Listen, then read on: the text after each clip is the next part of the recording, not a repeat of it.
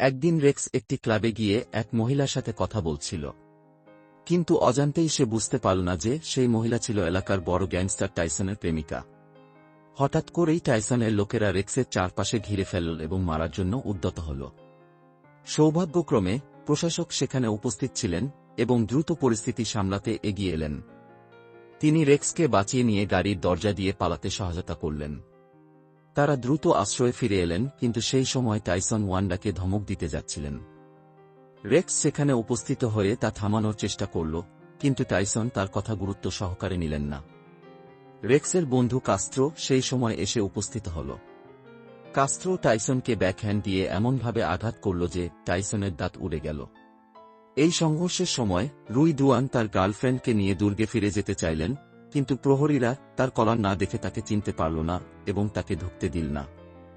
একদল লোক দুর্গ থেকে বেরিয়ে এল এবং রেক্সের দৃষ্টি আকর্ষণ করার জন্য দরজায় ঢুকে পড়ল। ঠিক তখনই চার্লি আনন্দের সাথে রাজ্যাভিষেক অনুষ্ঠানের জন্য প্রস্তুতি নিচ্ছিলেন। চার্লি ছলচাতুরি করে ঢুকে পড়ল এবং ইচ্ছাকৃতভাবে আগুন লাগিয়ে দিল। রেক্স দ্রুত তার গার্লফ্রেন্ড ওয়ান্ডাকে বাইরে পাঠানোর জন্য একটি বেলুন ব্যবহার করল, কিন্তু তার ভাইরা অলস ছিল না এবং সুয়ান দরজার দিকে তাকালেন, কিন্তু আগুন নিভাতে পারলেন না। রেক্স খুঁজে বের করল যে একজন লোক চিমনিতে লুকিয়েছিল এবং সে তাড়াহুড়ো করে কানাডায় পালিয়ে গিয়েছিল। শেষমেশ রেক্স এবং তার বন্ধুরা আগুন নিয়ন্ত্রণে আনল এবং নিরাপদে ফিরে আসল।